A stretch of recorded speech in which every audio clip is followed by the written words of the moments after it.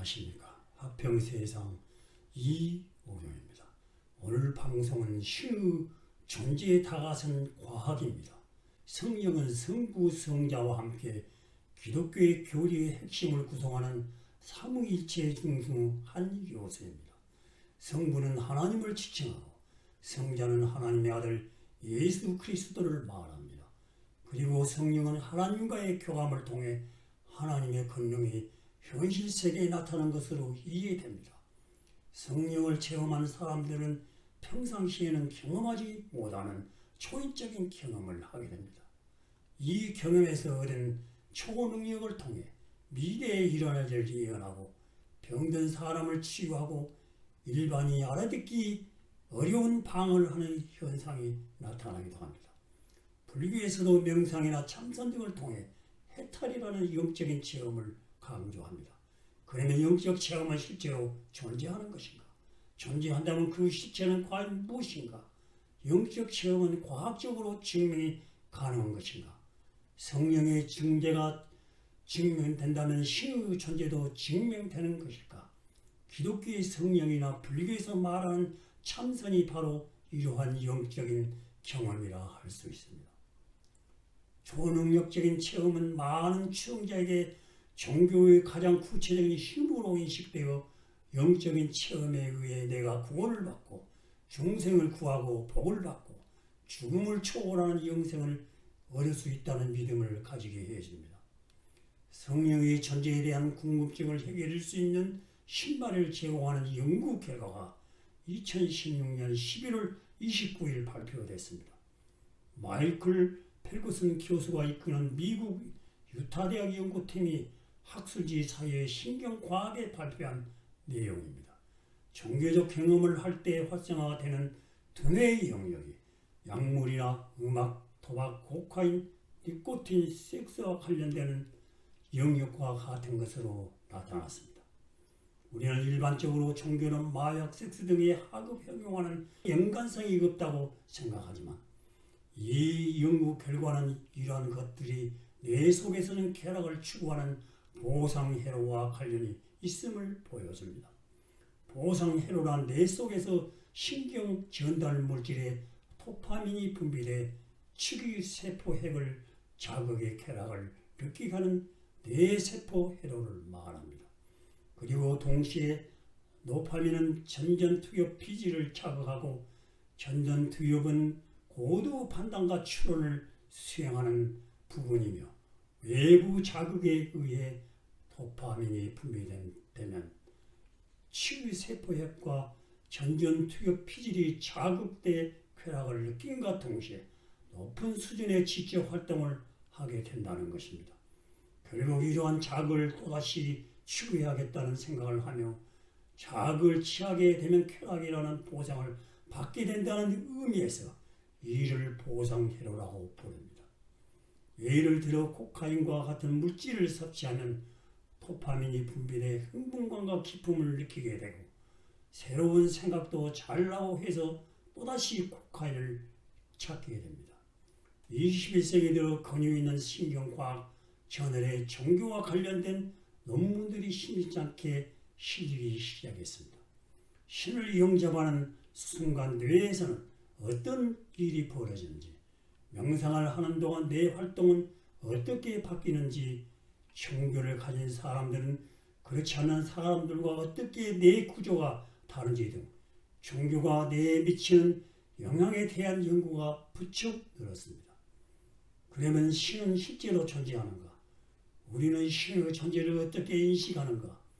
왜 우리는 항상 우리보다 더 큰 어떤 존재와 연결되기를 그토록 소망하는가? 이러한 문제들을 놓고 종교학자와 철학자, 물리학자, 심리학자들은 오랜 시대를 거쳐 열띤 논쟁을 벌여왔습니다. 이제 이 논쟁에 신경과학자들이 합류하게 되므로 그들이 쏟아내고 있는 논문들의 핵심 내용은 인간의 뇌는 종교를 추구하도록 구조화되어 있다는 것입니다. 종교적 체험을 하는 동안 뇌의 특정 영역이 활성화되며 종교적 체험이 우리의 뇌에 유익하기 때문에 인간이 종교 활동을 영유한다는 것입니다. 물론 이러한 연구를 하는 신경과학자들이 모두 무신론자는 아닙니다. 우리 몸의 종교를 추구하는 생물학적 구조물인 뇌를 가지고 있다고 해서 신의 존재가 부정되거나 종교의 가치가 평화되지는 않으며 뇌의 생물학적 구조와 기능이 존재하지 않는 신을 만들어낼 수도 있고 신이 자신을 숭배하도록 인간들의 뇌를 그렇게 만들어 놓을 수 있다는 말입니다. 이 두 시나리오 모두 가능하며 만약 신이 없다면 신을 추구하도록 만들어진 뇌를 우리는 왜 어떻게 언제부터 갖게 됐을까라는 질문에 다시 답을 해야 합니다. 그것이 생존이나 짝짓기에 이유한 것일까? 사실 이 질문은 답하기 쉬운 것이 아니며 직관적으로 생각해보자면 뭔가를 의심하는 태도가 생존에 유리할 텐데 보이지 않는 상상의 산물을 쉽게 믿는 구조를 내가 생물학적으로 타고났다면 그 이유가 반드시 존재해야 합니다.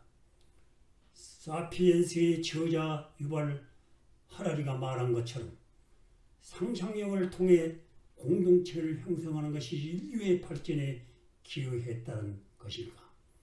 종교는 본질적으로 죽음에 대한 공포와 불안, 삶의 부조리, 사후 세계를 통한 구원 등의 기반을 두고 있는데 물질적 토대 없이도 존재하는 영혼은 바로 이러한 세계관에 뿌리를 두고 있기 때문입니다. 종교가 생물학적 대내 활동에 불과하다면 영혼이 기반을 둔 세계도 흔들릴 수밖에 없습니다. 미국 캔지스 대학교 심리학과 다니엘 베슨 교수가 지적한 것처럼 두뇌가 종교를 만든다고 말하는 것은 마치 피아노가 음악을 만든다고 주장한 것과 같다는 비판을 피할 수는 없습니다. 오히려 주목할 만한 연구는 2015년 영국 욕구대학의 이지마 교수와 그 동료들이 실시한 실험입니다. 그들은 강력한 자기장을 우울증 환자들에 가했더니 종교적 믿음이 줄어드는 현상을 관찰했고 후방 내측 전두엽 피질에 자기장을 받은 39명의 피임자들은 실험 후 신이나 천사, 천국과 같은 것들에 대한 믿음이 현저히 줄어들었으며 죽음 후에 대한 불안으로 그것을 믿었다고 고백했다고 합니다. 뇌 활동에 영향을 가했더니 종교적 체험의 변화가 생긴 것은 의미 있는 인과관계를 보여줍니다. 종교적 체험은 단지 두뇌의 산물이며 두뇌 이외의 것과 별다른 관련이 없다고 주장한 캐나다 로렌시안 대학교 마이클 퍼싱어 신경과학 교수의 주장에 대해 좀 더 가까이 다가선 셈입니다. 르네상스 이후 군대에 들어와서 종교 유치는 크게 변화했습니다. 과학기술이 발전하면서 신의 존재를 둘러싸고 과학과 종교는 대립과 갈등의 평행선을 유지해왔습니다. 어떤 사람은 유타 대학교의 연구 결과를 통해 영적 체험이 정신적인 허상임이 증명됐다고 말하기도 합니다. 하지만 오히려 성령의 현상을 과학적으로 입증했고 영적인 활동이 신체의 변화를 일으켜 과학적으로 측정될 수 있음을 보여주었다고 할 수 있습니다. 성령 체험자와 신은 죽었다는 니체의 사유의 간극을 메워줄 가능성이 보입니다.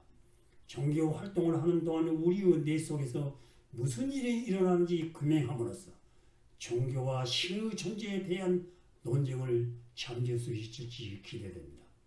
이와 같이 21세기 인간은 과학을 통해 신의 존재에 접근하고 있습니다. 만약 영적인 활동을 측정하고 영혼을 영상으로 촬영할 수 있다면 종교와 과학의 화해의 계기도 될 것입니다. 아울러 서로 다른 종교의 영적인 활동도 뇌 속에서는 결국 동일한 활동으로 표현되는 것으로 생각되며 종교 상호간의 존중과 화해의 계기도 될 수도 있고 이제 과학을 통하여 허상적 종교가 현실적 종교로 누구나 자연스럽게 받아들일 수 있는 때가 다가오고 있음을 표지하는 느낌입니다. 시청해 주셔서